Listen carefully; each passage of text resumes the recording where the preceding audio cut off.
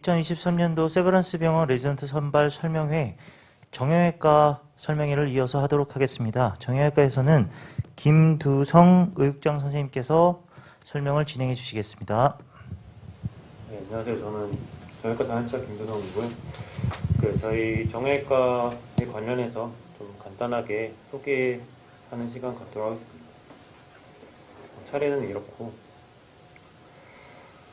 전공의 구성은 저희는 이제 일단 파견을 원래 강남 세브란스랑 신촌 세브란스 병원 그리고 일산병원 이렇게 세 병원을 이제 로테이션식으로 돌았는데, 예.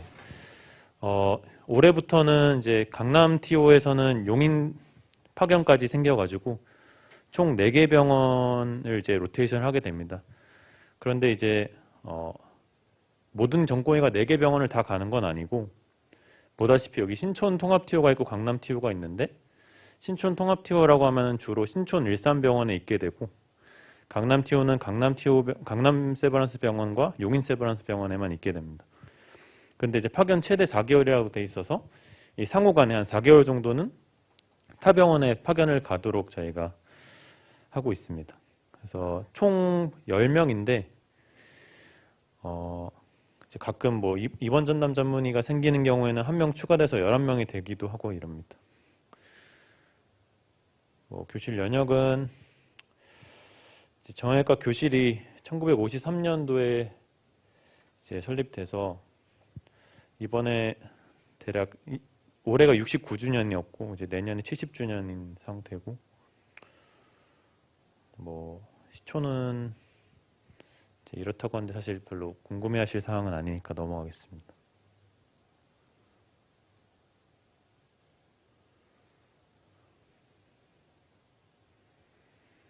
저튼 여러분이 알고 계실 거는 꽤 오래 그 역사가 오래된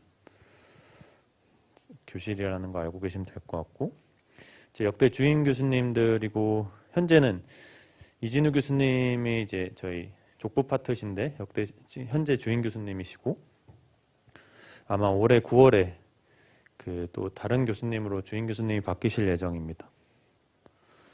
현재 신촌 정형외과 과장님은 최종혁 교수님으로 이제 무릎 파트시고, 강남 세브란스 병원은 석경수 교수님이라고 이제 경추 전문 교수님이십니다. 이제 이걸 제가 또 소개를 안 할 수가 없는데, 이게 뉴스위크라고 해서 저도 사실 이 기사가 나오기 전까지는 잘 모르던 거긴 한데 꽤 유명한 그 신문 잡지입니다. 근데 여기서 매년 병원 이제 각과별로 이렇게 평가를 하는데, 2020년도 2년 전 11월에 세브란스 병원 정형외과가 5위를 했습니다. 전 세계 5위가 랭크가 되었고, 사실 이때만 해도 그냥 악명도로 높은 거 아니냐 이런 얘기가 있었는데, 작년에도 보면 이제 작년 11월에 또 평가한 거에서도 전 세계 9위로 이제 저희 교수님들이 이제 내고 있는 논문 성과나 이런 진료 성과들이 사실 세계적인 수준이라는 걸 알 수 있고, 한국에서는 이제 정형외과 부문에서는 저희가 다른 병원들 다 제치고 2년 연속 1위를 하고 있습니다. 그래서 각 교수님들 전공 분야 간단하게 소개하자면은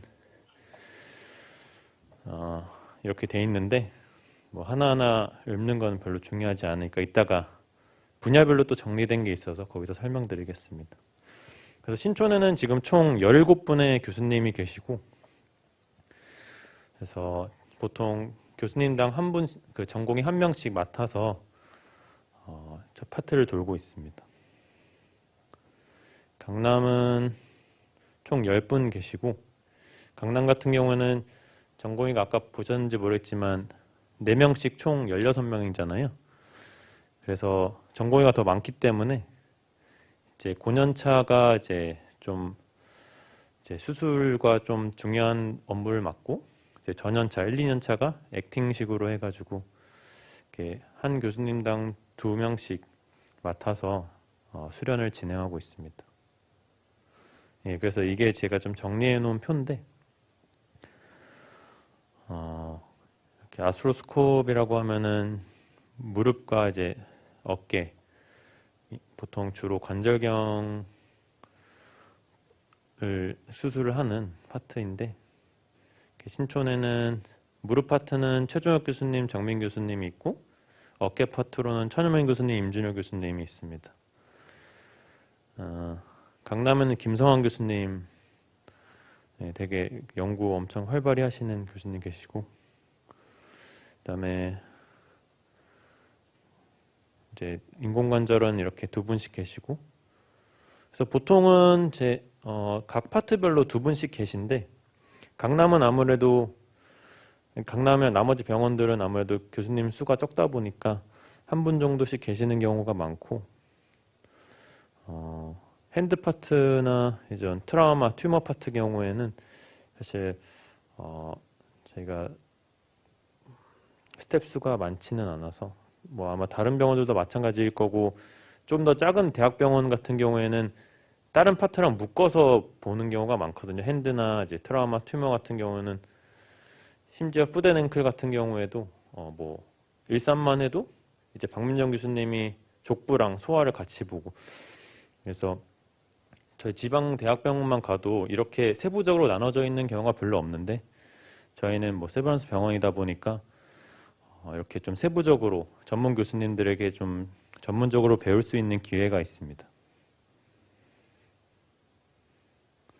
그래서 정형외과가 그냥 하나로 뭉뚱그려져 있는 게 아니라 좀 다양한 서브스페셜리티가 있어서 그 각자 이제 그 졸국하고 나서도 관심 있는 분야에 대해서 좀 더 여러 가지 길로 나갈 수 있다는 것을 아셨으면 좋겠고요.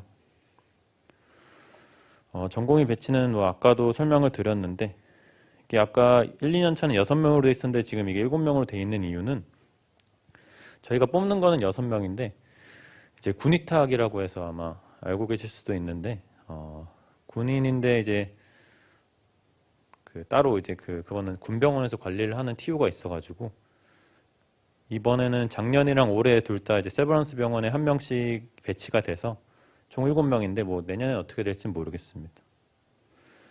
그래서 파견은 총 각각 4개월씩으로, 본인이 신촌 일산 TO에 배정됐어도 강남에 4개월은 파견을 가게 되고, 강남 PO였어도 신촌 일산이나 용인까지 해서 4개월 파견 가게 됩니다. 저희 이제 아카데믹 액티비티 커리큘럼인데, 요약해서 말하자면 이제 강남이 조금 더 아카데믹하게는 활발합니다. 왜냐면은 이제 신촌은 아무래도 좀 수술방도 많고 이제 수술도 많고 조금 교수님들도 많다 보니까 좀 정신없이 그런 면에 좀 이제 좀 더 그런 프랙티컬한 면에 좀 더 치중한 면이 있으면은, 강남은 좀 더 이제 교수님도 좀 적고 이제 수술방도 좀 적게 열리다 보니까 이제 좀 더 아카데믹하게 열심히 하는 부분이 있습니다. 그래서 그런 조금의 차이점은 있고, 그래도 어쨌든 두 병원 다 이렇게 보시면 알겠지만 아카데믹하게도 그렇게 부족하게 하고 있지는 않습니다. 뭐 제 전공의 선택할 때 고려사항, 뭐 이렇게 생각하고 계실 분들이 있는지는 잘 모르겠는데, 뭐 사실은 아예 잘 모르면은 뭐 좀 단순무식하다는 얘기를 할 수도 있잖아요. 뭐 이런 뭐 망치라던가 뭐 그냥 장난삼아 막 이렇게 얘기하는데, 실제로 다 쓰는 기구긴 해요. 뭐 이렇게 생기진 않았지만, 근데 이게 정형외과가 사실은 이런 기구를 쓴다고 해서 뭐 단순한 건 아니거든요. 사실 뭐 톱질, 망치질 대충 하면은 기구를 오래 못 쓰잖아요. 저희 사람 몸에 하는 건데 당연히 다 미리 계산이랑 그런 생각을 다 하고 어떻게 될지 미리 생각을 하고 해야 되는 학문이고, 방금 말한 이제 그런 물리학적인 부분이 이제 의용공학 그리고 바이오메카닉스를 다 이해해야지만 사실은 성공적인 치료를 할 수 있는 부분이고, 이뿐만 아니라 이렇게 줄기세포도 저희 정형외과랑 상당히 그 연관이 많습니다. 물론 아직까지 크게 성공적인 치료는 많지 않아서 연구가 많이 되고 있는데, 그래서 이제 정형외과가 단순히 그냥 뭐 뼈 자르고 뭐 망치질하고 이런 과는 아니고 다양한 분야가 있고 다양한 이제 학문과 조화가 있기 때문에, 특히나 이제 튜머 파트의 경우에는 또 튜머에 대해서 엄청 잘 알아야지만 할 수 있는 거고, 엄청 다양한 분야가 있기 때문에 그에 대해서 좀 고려를 하고 선택을 하면 좋을 것 같습니다. 타교 출신에 대한 차별은 이걸 뭐 어떻게 말해야 될지 모르겠는데, 차별은 없어요. 차별은 없는데 뭐 이제 예를 들어서 타교 출신으로만 전부 뽑진 않겠죠. 그런 뭐 일정 명수를 좀 정하는 것 같긴 한데, 그것도 뭐 10명 중에 뭐 3명만 뽑는다, 뭐 아니면 2명만 뽑는다 이런 건 전혀 없고, 저희 연차별로 뭐 4명인 경우도 있고 2명인 경우도 있고, 그래서 크게 상관은 없는 것 같습니다. 그리고 막상 들어왔을 때 타교 출신이라고 뭐 어떤 불이익을 받느냐 이런 건 전혀 없습니다. 정형외과는 힘들냐고 하면은 뭐 힘들긴 하죠. 사실은 제가 1년 차일 때보다 지금 1년 차들이 제가 생각할 때는 많이 편해졌는데, 근데 실제로 좀 많이 이렇게 그런 노력들이 있었어요. 이제 교실 차원에서. 이제 더 전에는 뭐 이제 가오케이나 이런 게 당연히 아예 없진 않았는데, 최근에는 많이 거의 없어진 것 같고, 그런 식으로 이제 줄이려는 노력이 계속 있어 왔지만 그래도 힘들어해요. 그게 이제 막 왜 훨씬 편한데 힘드냐 이게 아니라, 1년 차는 뭘 해도 힘들어요. 뭐 다른 과를 가도 여러분들이 어느 과를 가도 힘들다고 느낄 겁니다. 그래서 정형외과 힘든 과는 맞는데 대부분의 1년 차들이 힘듭니다. 그러면 2년 차는 안 힘드냐? 그렇게 힘들진 않은 것 같아요. 2년 차부터는. 네.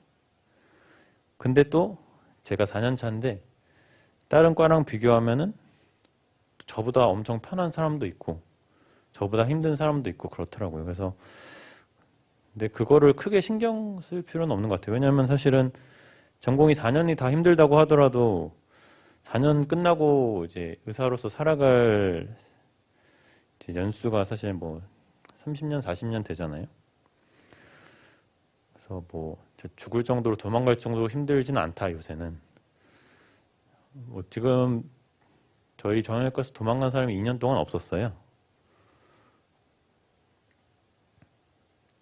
그래서 이건 그냥 좀 친해 보이는 사진 몇 장 가져왔고요.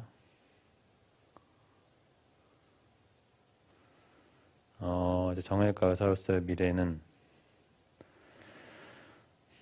정형외과는 사실 저는 선택한 거에 후회한 적이 한 번도 없고요.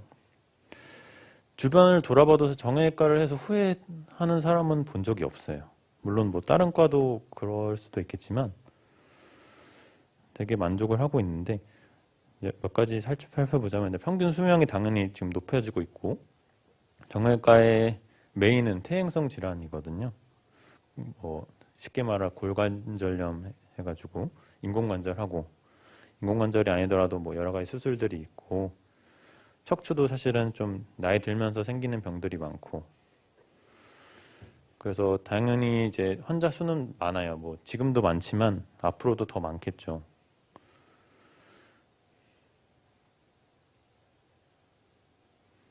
다 그런 얘기고, 뭐 미국에서도 돈 제일 잘 번다 이건데. 그리고 여기 덧붙여서 제가 몇 가지 더 얘기하자면은, 정형외과는 팔다리 척추를 다 보잖아요. 그래서 할 게 진짜 많아요. 뭐 저도 아직 뭘 할지도 못 정했는데 굉장히 분야가 넓기 때문에, 사실 다른 마이너 서저리들 보면은 뭐 얼굴에서도 특정 분야만 본다거나 그런 경우가 굉장히 많잖아요. 저는 평생 그러고 살진 못할 것 같아서 정형외과를 선택한 것도 있는데, 그래서 뭐 사실 질릴 일은 절대 없고, 나가서도 모든 걸 다 할 수가 있고, 또 같은 척추를 보는 신경외과와 비교를 하자면은 사실 목이 아프거나 허리가 아프다고 오는 사람도 있지만 그거에 의한 그 라디에이팅 페인에 의해서 오는 사람도 많단 말이에요. 그러면 팔다리가 아픈 거잖아요. 그래서 팔다리가 아프다고 이제 척추 파트를 먼저 찾아가진 않아요. 실제로 저희 어깨 파트나 이제 뭐 다리, 뭐 족부에 먼저 오는 환자들이 되게 많아요. 근데 저희는 사실은 그런 팔다리나 척추를 다 볼 수 있기 때문에 뭐 그런 환자들도 다 같이 진료가 가능한 거죠. 그래서 정형외과의 장점은 그런 게 있고, 이제는 그 이제 저희 교실에 있는 교수님들 소개 조금 할 건데, 김현우 교수님은 소아정형외과 과장님이시고 뭐 엄청 대단하신 분입니다. 보시면은 뭐 이렇게 수술 여러 가지 뭐 방송 출연도 많이 하시는데, 그 소아마비 환자들에 대해서 이제 대가시죠. 이제 뭐 디포미티가 있는데 이거를 교정해서 이제 정상적으로 살아갈 수 있게 해주는 거거든요. 뭐 물론 100% 정상이 되진 못하지만 목걸이를 걷게 해주는 것만도 사실은 뭐 어떻게 보면은 뭐 이게 신이라고 할 수 있는 거잖아요. 뭐 그걸 인생을 바꿔놓는 거니까. 그래서 정형외과가 단순히 뭐 그냥 돈 벌러 나가는 과가 아니라 이런 식으로 진짜 인생을 바꿔놓을 수 있는 일도 한다는 거를 좀 말씀드리고 싶고요. 그리고 이제 왼쪽에 최윤락 교수님인데, 여기 왼쪽 위에 이분은 이제 손 핸드 파트이신데, 사실 정형외과에서 핸드 파트가 이제 마이크로 서저리라고 해서 신경이랑 혈관 접합이나 이식 수술도 같이 해요. 그래서 뭐 신경외과는 그런 그 CNS의 그 신경을 본다고 한다면, 저희는 페리페럴 너브도 정형외과에서 담당을 하고 있거든요. 그래서 그런 페리페럴 너브에 관심이 있는 분들도 정형외과를 하면은 그 꿈을 이룰 수가 있습니다. 그래서 정형외과 단순히 뼈나 근육만 다루는 게 아니라 그 사지의 신경까지 다룬다는 사실까지 알아주시면 좋겠고, 그런 성형외과에서 하는 피판술, 플랩이라고 하는 거를 이제 저희 미세 수술 분야에서도 같이 합니다. 그리고 이제 이진우 교수님은 저희 지금 대한이 아니라 세계 족관절 학회 회장님이시거든요. 그래서 그만큼 세계적으로도 엄청 뛰어나신 분이고, 또 뭐 어디지? 그 송도병원 뭐 부총장도 겸임하고 계신데, 뭐 이제 수술 들어가 보면 좀 진짜 대단합니다. 이게 배우는 게 많고, 진짜 교과서대로를 이제 직접 눈으로 볼 수 있는 그런 교육의 기회가 많습니다. 여기 오른쪽에 박광규 교수님인데, 이분은 인공관절 파트인데, 인공관절 우리가 뭐 로컬에서도 많이 하는 수술이지만 그걸 또 어떻게 하느냐는 또 다른 문제거든요. 수술 들어가 보면 되게 엄청 깔끔하게, 또 복잡한 케이스도 깔끔하게 하시는 거 보면 좀 나중에 이제 내가 어떻게 해야겠다 이런 게 도움이 많이 되는 부분이 있습니다. 뭐 여기 양규영 교수님은 또 골절의 대가신데 이분은 은퇴하셔가지고,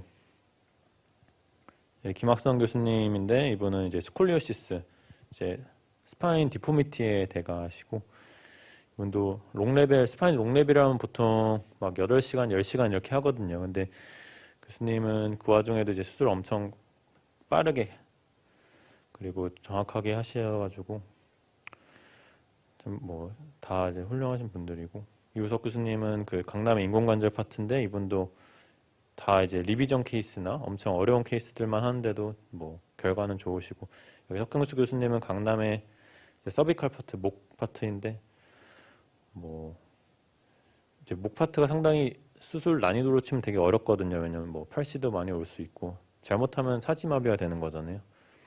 근데도 뭐 깔끔하게 잘하시고, 네, 그렇습니다. 그래서 정형외과는 뭐 이렇게 개원을 해서도 뭐 사실 성공하는 과기도 하고, 또 이렇게 저희 세브란스 병원에서도 여러 가지 병원을 늘리고 있기 때문에 만약에 스텝 생각이 있다면은 스텝으로도 충분히 남을 수 있는